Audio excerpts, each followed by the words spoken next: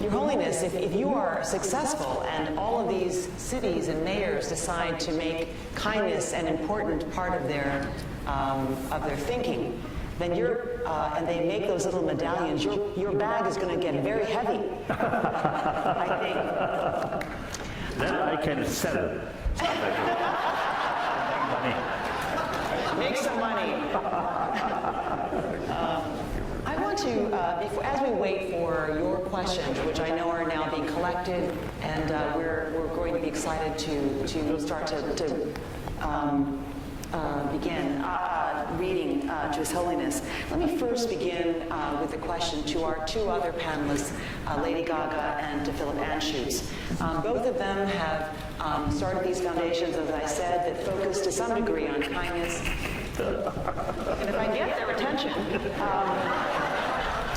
you both are in a room full of mayors and who are dealing with enormous, difficult issues. Worrying about public safety and worrying about cuts in education, all kinds of issues. Why do you think kindness would have a part should have a part in their thinking as they try to lift their cities into more thriving places? Lady Gaga. Well, the really fantastic thing about kindness is that it's free.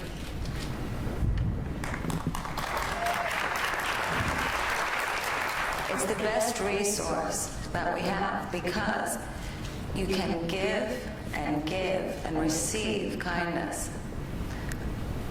And the well of it inside of you will never dry up. And it can't hurt you or anybody else. It is the thing that brings us all together. I feel the most important reason to focus on kindness right now, with what we're experiencing in the world, is to consider the United States as a human body. And the brain is the government. And all the organs, south of the neck. This is the people. Are you all right? Yeah, he's just giving questions. Thank you. Okay. Thank you for your compassion. These different organs in our body, these are the different factions, the things that separate us as people. What we're experiencing right now is that the mind of the United States and the body are not talking. There's no connection.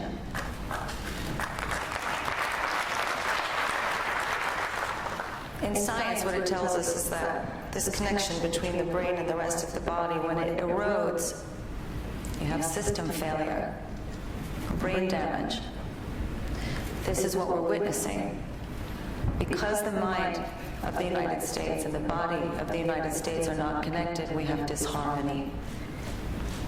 And kindness is the cheapest way to cure that, and it has a priceless aftermath.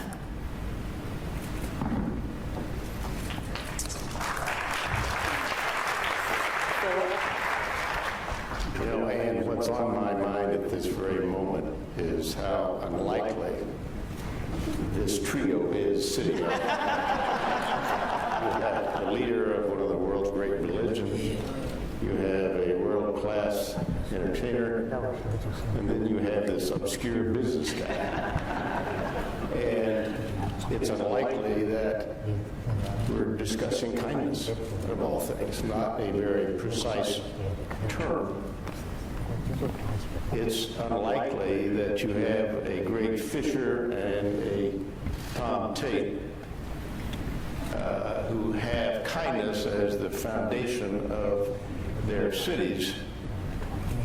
And Tom even ran on what is an unusual platform and managed to get elected.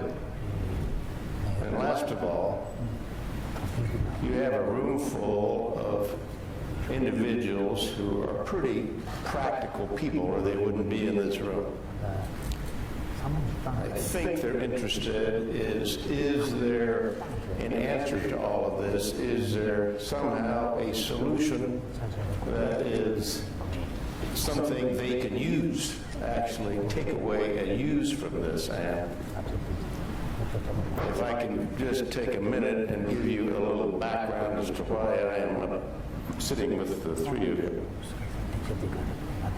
Some years ago, our foundation gave in traditional ways to very traditional good works and charities. We still do that. That's a part of the work we do. But about 20 years ago, I was interested to see if we could find something that is more unique, that is relevant, possibly could even change the culture.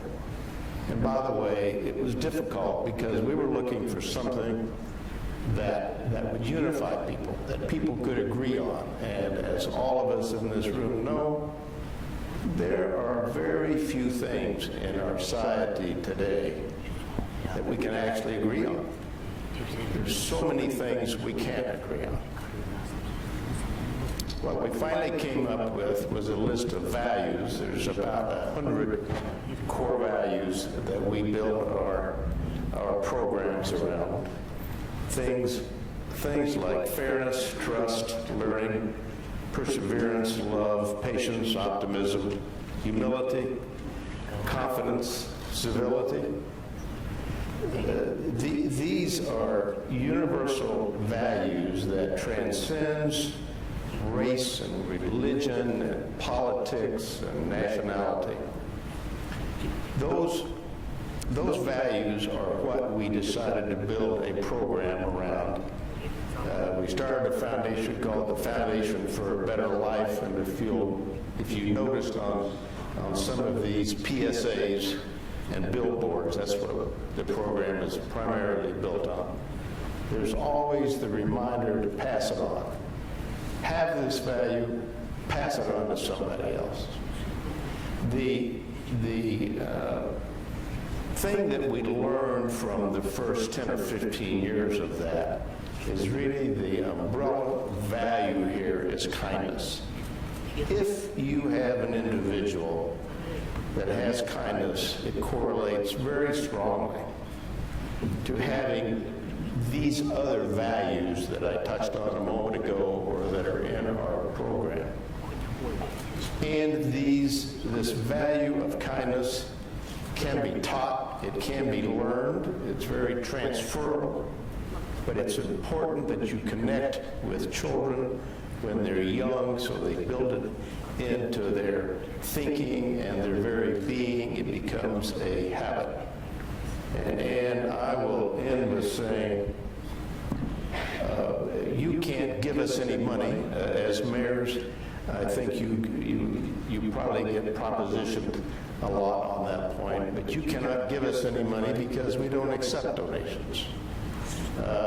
We don't accept any kind of commercial arrangements, sponsorships. You can't buy anything from us because we don't sell anything. But every asset that we have and the programs that we have, we're pleased to give you for nothing if you want them, if they can help you. The reason I was interested in being here today is cities and mayors is actually a level of government that you can actually get something done.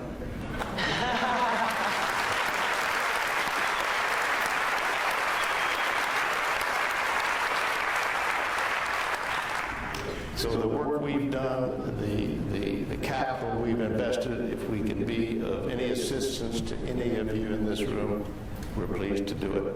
Thank you very much. All right, thank you. Thank you both. I think to those then in the room who can get things done, we want to answer answer some questions, Your Holiness. And the first one I'd like to ask you is from Patrick Wojan, who is the mayor of College Park, Maryland. He asks a question that's very timely. He says, how can we best bring solace, comfort, and healing to our communities in the face of increasingly violent attacks like the shooting in Orlando?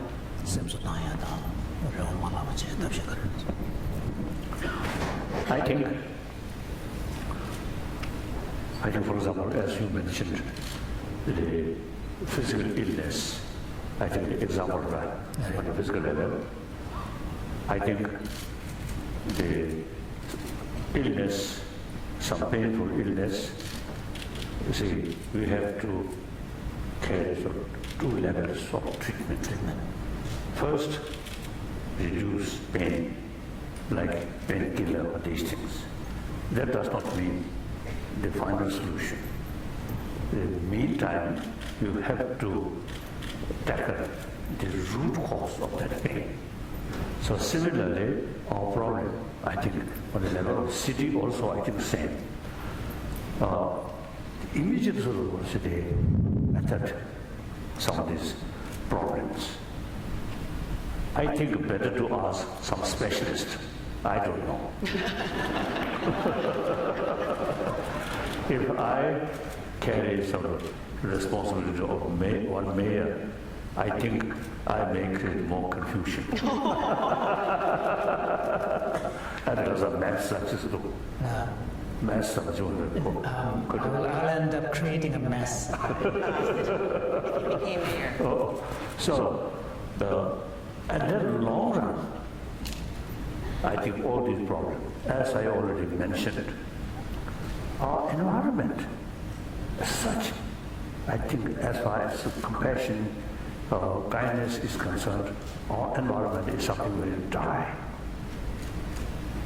So that creates a lot of unnecessary problems. So we need long-term solution. That we already discussed. It's the promotion of kindness through different variety of activities, as the public eye or more kind action is really bring harmony and peaceful and happiness. Then long run education field, as you mentioned, we need systematic sort of way to educate from kindergarten up to university level. So these basic human nature, as I mentioned earlier, compassionate. But our own experience, the 7 billion human beings, including these mayors, you come from one's own mother, and we received maximum affection from our parent, particularly from our mother, and with mother's milk. So everybody had, as you mentioned, the great potential from birth and biologically there. Now our education should now strengthen or bring awareness, usefulness about these basic or good quality for your health, for a happy society, happy family, and eventually a happy world. But that's our education has the responsibility, make awareness. So that's the long-term solution to this problem. So that's my view. So temporary measure, I think you know best. And also I think like this kind of meeting, from time to time, come together and exchange these different experiences and sort of experience from different activities. I think that's I think only way. That's my view. Your Holiness, there is in my experience, something interesting that happens when you counterbalance great tragedy, great pain and suffering with a message, especially if you are in a leadership role, with kindness or with compassion, that something can happen when a leader says, we want to treat our citizenry, we want to treat each other with more compassion. This itself can create solace.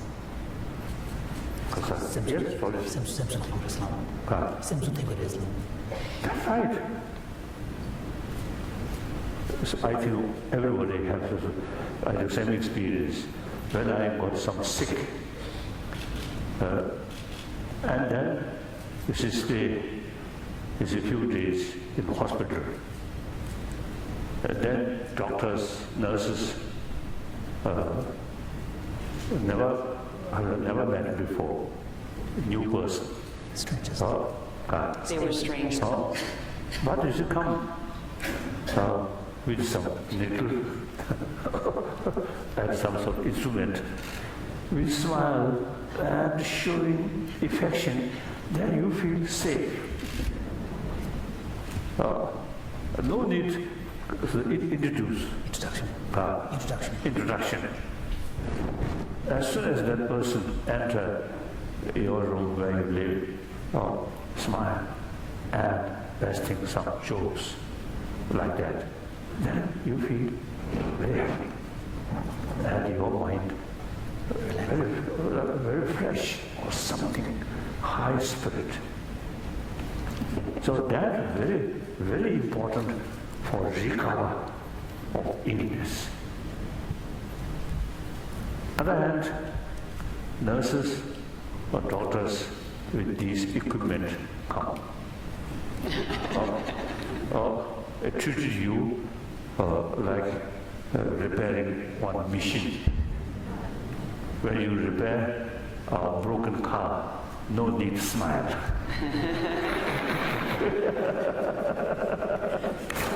When we treat, so doctors, nurses treated you like making some machine repair.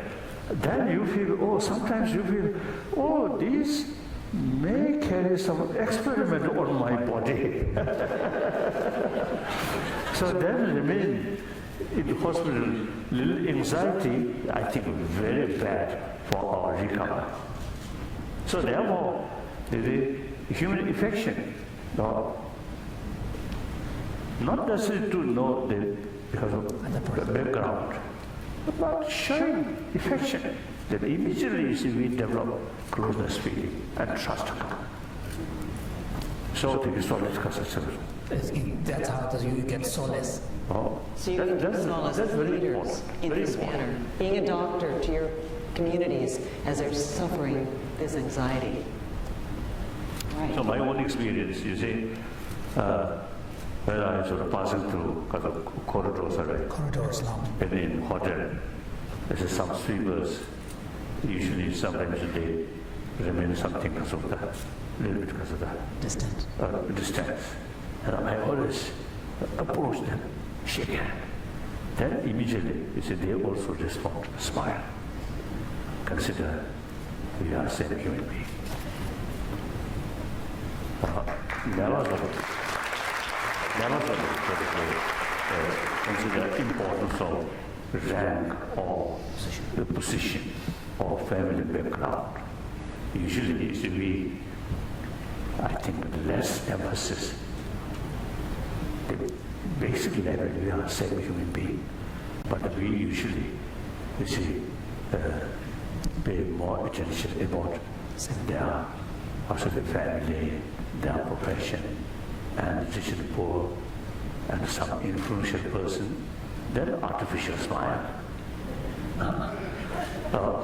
The poor person, go like that. So that's, I think, we are lacking love, kindness on the basis of the human level. Then 7 billion human beings are same. A lot of problems which we created on the level of secondary level of differences. So logically, problem which develop too much emphasis on secondary level of differences, religious differences, national differences, and family differences, or rich and poor, educated or uneducated, all these there are differences. So on the too much emphasis on secondary level of differences. Therefore, ultimate answer for that problem is we must go basic level, we are same human being. Then, if you consider others, even troublemaker, still considered as a human brother sisters, then may not be effect immediately, but in the long run, then I think these today's enemy eventually can be best friend. So nobody when they born something very negative human being, never. At the time or at the beginning of our life, including these so-called terrorists, they also, you see, receive immense love from their mother. They also, you see, show love towards their mother, towards their friend, like that. So, seed of kindness, seed of compassion, already there. So of this human body there, we are a social element. So the body element, because of social element, you see, have the potential to create the basis of friendship, harmony, like that. Your Holiness, Karen Alexander on this point, the mayor of Salisbury, asks a related question. She wants to know, how do we teach our citizens to value our differences, to solve the problems of the world, city by city? How do we teach people to value differences, to embrace each other? I know you're saying that immediately we're born into the world to be compassionate by nature, but something happens. So I think, immediately, I think we can, firstly, media, also you see, tell people about these inner values. The media should be telling people about these inner values, you said. Then, city level, some sort of activities, you see, as For example, in the video that we saw, how the community came together to whitewash the graffiti in the mosque. So like that, you see, when such things happen, and more sort of publicity, and meantime, tell people the value of beneficial from such activities. Okay. Then basically, I feel education. Education. But Your Holiness, many schools are suffering cutbacks in education. There's a real problem with financing education, and there is no real coursework that talks about inner values in our schools.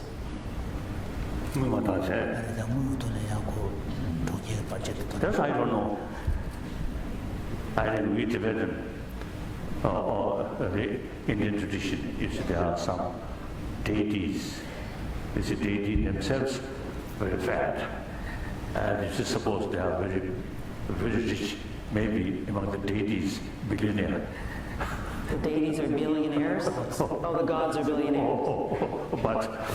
But I think sometimes the people who worship that kind of deity, you become rich. I think that I don't believe. So, like you, I think you have to make more money. And then from your money, help these. That's the only way. Money will not come from sky or from earth. Have to make. So those billionaire or millionaire, their work very important for humanity. Make more money, the economy better, make better economic condition, and then these money not used for personal luxurious life. That's, I think, actually ruin your physical health. So spend more on those because of the needy people, or particularly the educated people, like that. Do either of you two have any comments on these questions? Go I ahead, do. Gaga. I think the most efficient way for you to act with the young people in your cities is to be a calming force in their lives. The action of removing anxiety is very difficult to do, but what you can do is help to calm the fears, calm the anger. Young people are very confused right now because they are living in a state of horror. The media, when we watch the news, right, you don't see all the great things that are happening in the world. You just see the bad things right up close. Me and His Holiness were talking about this earlier. We need to shift the perspective and educate young people yourselves. You have the power to be kind to them. If you are kind to them and empower them to teach you, you don't have to look far for kindness. Kindness is in the heart of children. When we're born, we don't yet have that conditioning that happens later when we become jaded and love becomes tough. When you're a child, all you want to do is give, and give love and receive it. My feeling is that you each need to empower the kids that live where you are. Have a youth council. It's not just about money or education. This is about you using your voices beyond social media. Social media, as we know, is a vacuum of noise. No matter what you tweet, it is going to be put out there with a series of other toxic things that are not good for our children, whether it's hateful language or pornography or it's racism. We have to separate ourselves from that and detoxify the system so that it is pure again. You have to bring the darkness into the light, and you have to get the bad apples out of where you are working. If you can purify your system the way that we would purify the body if it was sick, this will lead to that repairing of the connection between the brain and the rest of the body. Once that occurs, the ecosystem of humanity and of the country will work again. It's really not rocket science. I sometimes think that young people are so afraid because they think there is no solution. But there is. The solution is that we need to build a kinder and braver world.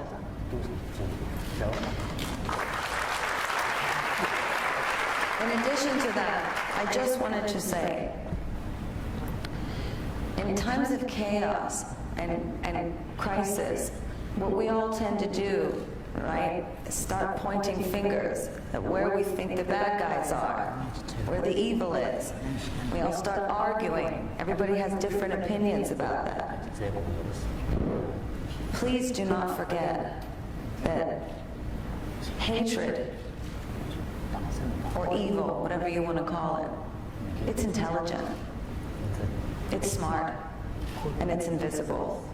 It doesn't have a color, it doesn't have a race, it doesn't have a religion, it has no politics. It's an invisible snake that while it is planning to make its attack, it is thinking to itself, I am going to divide my enemy into smaller, less strong groups, and then I'm going to make them hate each other so that it's easier to take them down. And as we're all yelling at each other, trying to figure out which group it is that's causing the problem, evil's winning all around us. So we have to get rid of those labels. These different factions, gay, straight, rich, poor, mentally ill, not mentally ill, gun owner, not gun owner. None of this can matter anymore. We are unified in our humanity. And the only thing that we all know, we all appreciate in one another is kindness. So this has to come before all things, and you must operate relentlessly this way with everything you have. Forget about the money. When you talk to the people, go out and talk to the people, look them in the eye, speak to them, mobilize the kids. They're smart. They're smart, and they believe, because they are not yet jaded. They believe the world can change.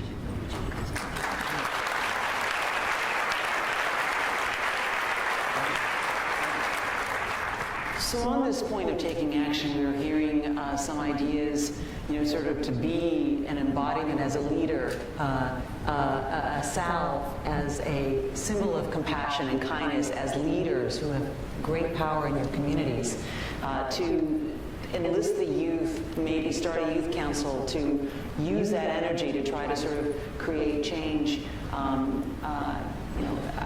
There's a question that's relating to this, because I know, Your Holiness, you are a man of action.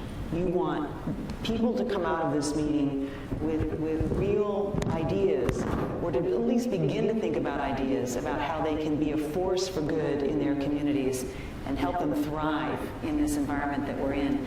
Jack Spano asks an interesting question in this regard. He's from St. Louis Park, Minnesota. He says, as mayors, we work on issues that affect millions of people, so we're passionate about our perspectives. How, when we lose on our issues, and this goes to your point a little bit, Lady Gaga, can we find the compassion for our opponents to continue to work with them and advance a more equitable world? So when you were in disagreement with each other, as we were just hearing from Lady Gaga, that people can be broken apart by these issues into areas of disagreement, how can they come together and fight against evil, work against evil, so that we are more compassionate?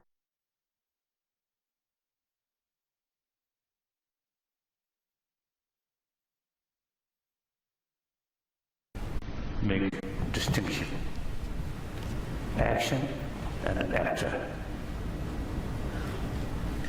As far as action, now actually our genuine love, unbiased love, not based on others' attitude. When we are talking about 7 billion human beings, it's including your own enemy or so-called enemy or troublemaker. These also included, because they are human beings. They're also born same way. Deep inside, they also have the seed of love. They very much appreciate our love. That does not mean we accept their wrongdoing. So here, distinction, action and actor. Actor is concerned, still a human being, human brothers, sisters. So we keep our genuine compassion as the human brothers, sisters. But as far as the action is concerned, something destructive action, or for example, take advantage on you unjustly. And such action is concerned, we have to oppose. Not out of anger, but out of sense of concern of their well-being. If we let their wrongdoing continuously, finally they will suffer. So therefore, out of sense of concern of their well-being, and take appropriate countermeasure. Occasionally, if necessary, angry face. Okay, but deeper level without losing compassion. That we can do. This human brain is very, very sophisticated, very sort of able, capable. So we can do that. and some sort of practitioner, including myself. This is sometimes, you see, the 2008 10th March crisis in Lhasa. And I received one sort of telephone call from Lhasa that day afternoon. Some Tibetan are moving for demonstration. I immediately felt, oh, now they will suffer. So it's very obvious, the response from the Chinese authority, suppression, including shooting, like that. So much of anxiety, anguish, anxiety. And then I also visualize, one of our sort of practice is visualize that troublemaker in front of you, and then develop genuine sense of concern or compassionate feeling. They themselves also want happiness, want friendship, do not want trouble. Yet, you see, they, out of their anger, fear, they carry such sort of activities. So then, out of genuine sort of sense of concern of their well-being, visualize, through visualization, take their anger, fear, and give them my love and spiritual forgiveness. This give them. So that does not mean we accept their wrongdoing. Sometimes we have to sort of state or oppose, and also make statement is opposing their or criticize their activities, but without losing genuine compassion.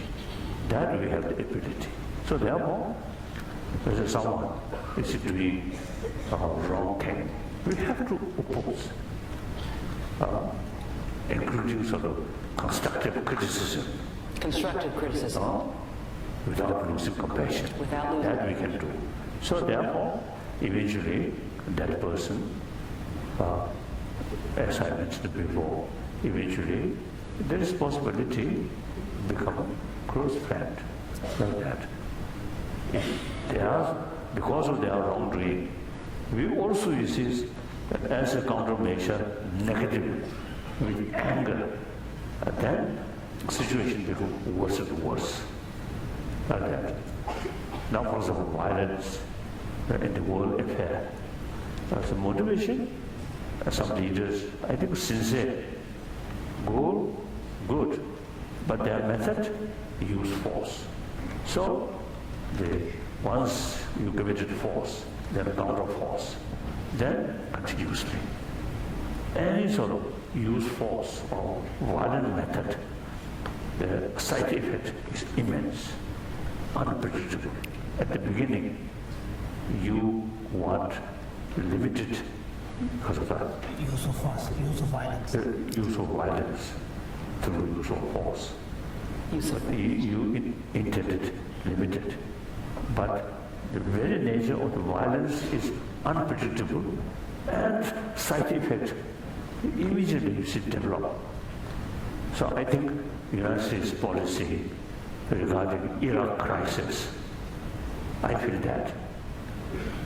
So when President Bush, since his first meeting, I really developed genuine love, respect as a human being. So we become very close friends. So then, September 9th, you see, September 11th, was in that tragedy in New York and in Washington that happened.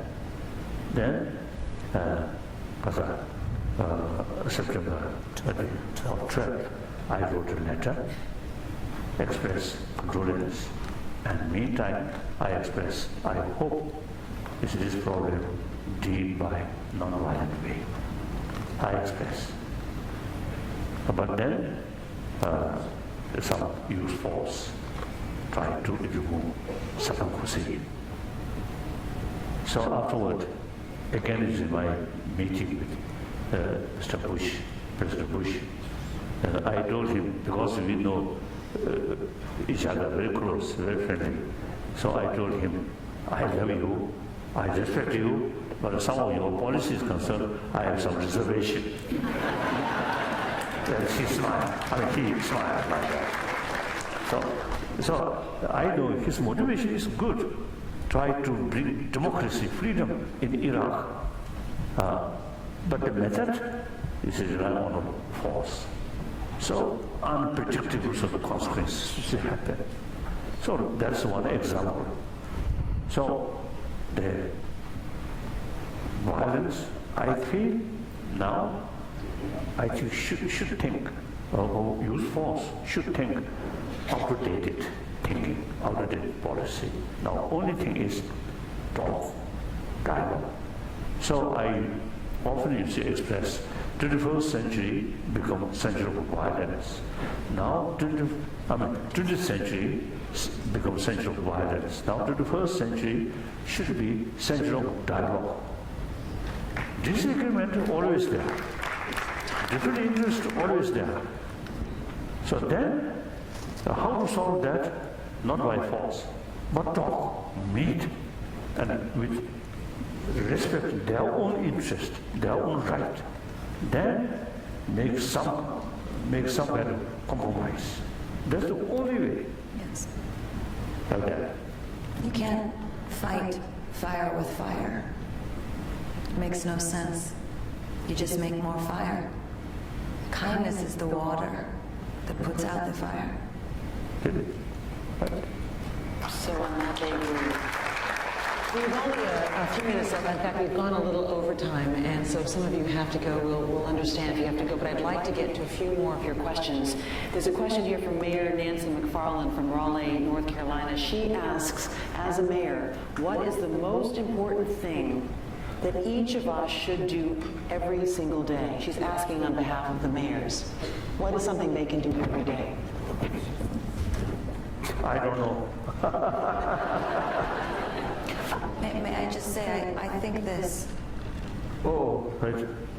is the best thing that we could do. What Tom has done in Anaheim, this is a precedent. I know I'm known as an entertainer now, but I went to a private school, and I have a good education. And what I learned in history class is that when you are learning how to lead, you are supposed to pay attention to history and follow what works and replicate it everywhere else. This works. City of Kindness works. If we can take that and replicate it all over the country, not with your own personal branding, not with self-advertising. This is not about building more things to sell. This is about saying, we know this works. We know it. We know that after the City of Kindness effort began, that violence went down, crime went down, suicide went down. That's the answer. You all should agree on this today. Agree on this.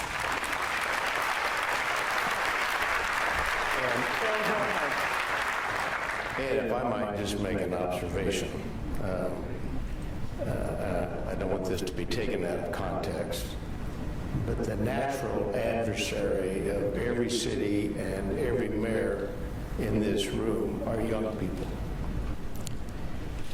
And it's not because they don't understand the issues that you have to deal with every day.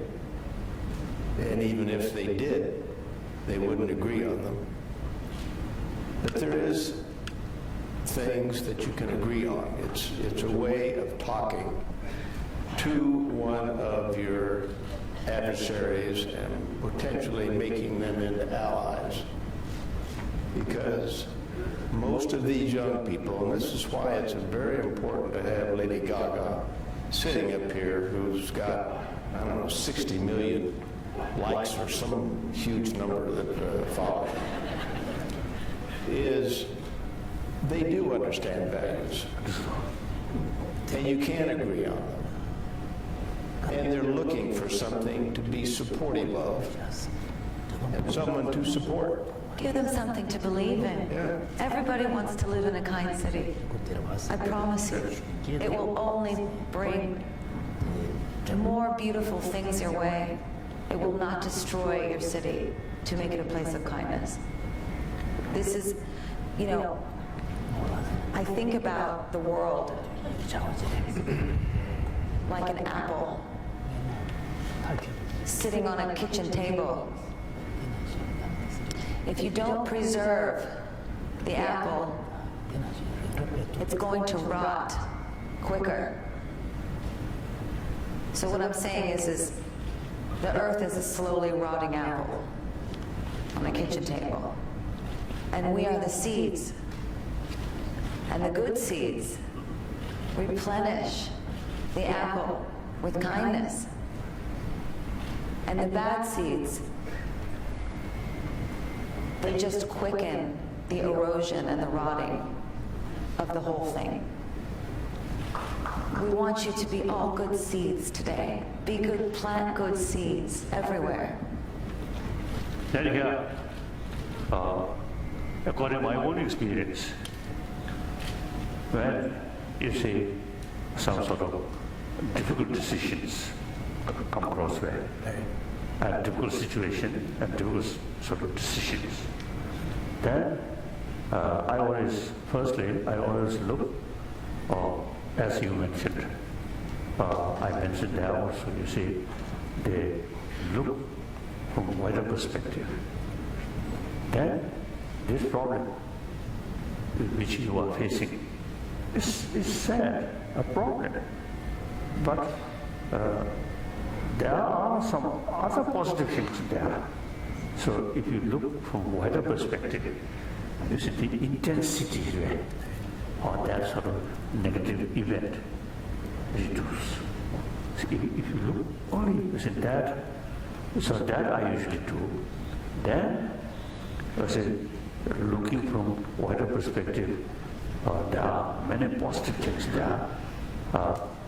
That, you see, reduce your mental state more calm. Then, think realistically, objectively, not impose your own wish, will, or realistically investigate, think, then take a decision. And sometimes you see consult with some consult people, or even some sort of consult the ordinary people who really have warm-heartedness, and then more consultation, and then make decision. Usually, you see, even something goes wrong, you will not have regret. I do my best and investigate thoroughly and consult with more people. Now I have no regret. So that usually I do. So maybe you also can do can do that when you face some sort of serious matter, and not just that moment, you see, not take a decision, and let your mind calm and become more unbiased, then thinking, then make a decision. That's better. So.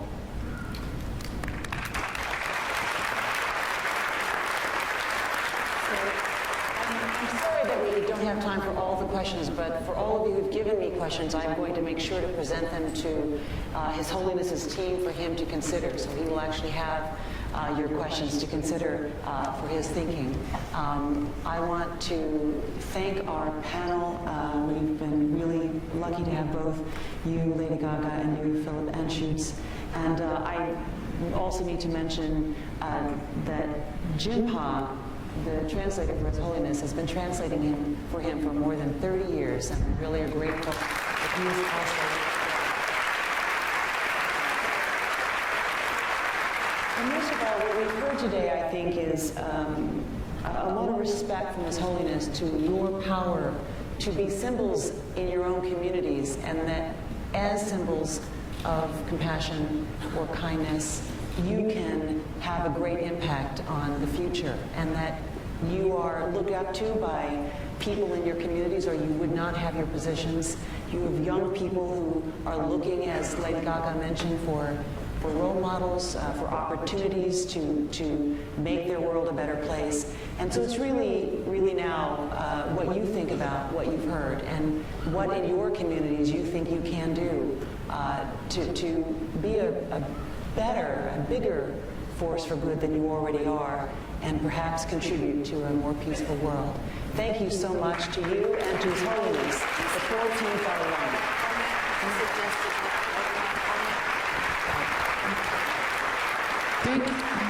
Thank you so much. So I want to sincerely thank His Holiness the Dalai Lama, Lady Gaga, Phil Anschutz, and Ann Curry for that critically important